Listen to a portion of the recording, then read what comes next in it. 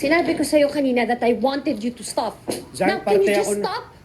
Zay, parte ako ng relasyon na yun. Karapatan ko na malaman yung totoo. Ano yung point? Bakit natin pinag-uusapan to? Anong point? Ang point, sinaktan mo ko. Niloko mo ko at hanggang ngayon niloloko mo ko.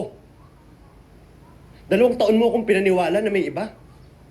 Binitbit ko yun sa'yo. 2 taon, gabi-gabi, iniisip ko kung bakit. Bakit ang bilis? Bakit mo ako pinalitan na para akong basura? Tangina, ano ba yung meron ng taong yun na wala ako? Mas gwapo? Mas mayaman? Mas magaling? Tangina, mas masarap ba sa akin yun?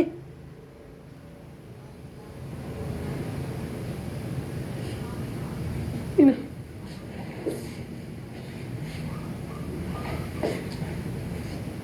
Dalawang taon kong kinwestiyon yung sarili ko.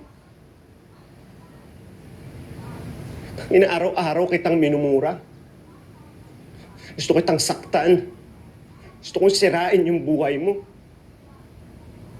Tapos ngayon, gusto mo maniwala ako na hindi yung totoo. Eh ano yung totoo? Ha? Kasi hindi ko na alam kung saan ako nasasaktan eh.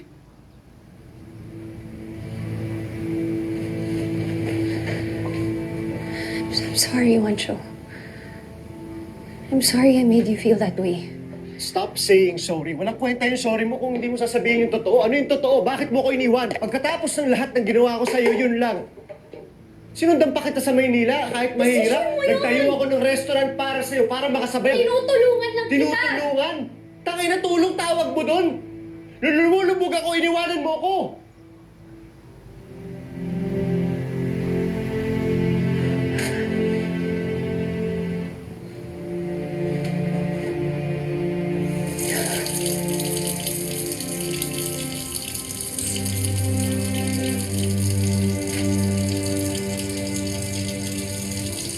Huwag mo akong iniiyakan. Zay, gusto ko lang malaman kung ano yung totoo. Ano yung totoo, Zay?